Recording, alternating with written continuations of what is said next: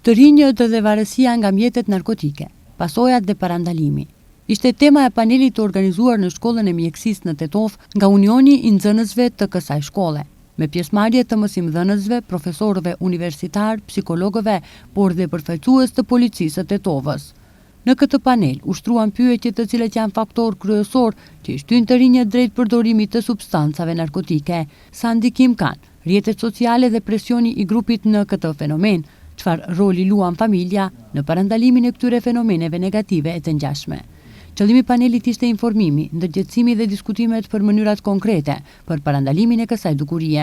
Qëllimi i këtij aktiviteti ishte të rrisim ndërgjegjësimin te të rinjët dhe të nxënësit nga pasoja që vijnë nga përdorimi i mjeteve narkotike, por edhe të kenë ato njohuri se ku mund të gjejnë ndihmë dhe mbështetje në qoftë se përballen me sfidën reale me të cilën përballet sot shoqëria e kësaj kohe.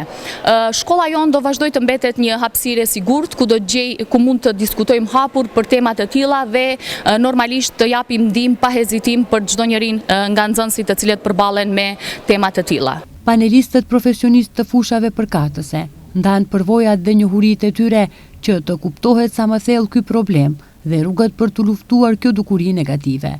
U potencuar rëndësia e faktorit të parandalimit. Masat parandaluese cilët do të ishin, domethënë mbështetja nga ana e familjes, mbështetja nga ana e shërbimit profesional, pedagogut, domethënë shkolla si një faktor shumë i rëndësishëm.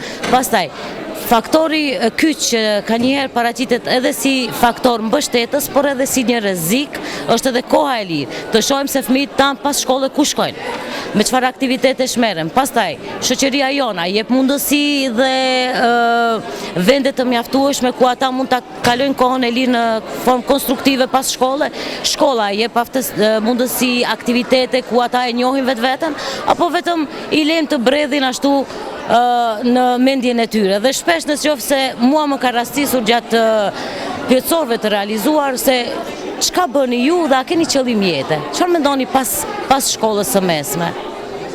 Përgjigjja e të rinjve është, po ende nuk e dim, po do të shohim, ndoshta do të bëj shumë para, ndoshta do të jem diku jashtë vendit e kështu me radhë. Varësia nga substancat narkotike është një sfidë reale që prek gjithnjë më shumë të rinjët, duke ndikuar jo vetëm në shëndetin e tyre fizik dhe mendor, por dhe në familje, shkollë dhe shoqëri.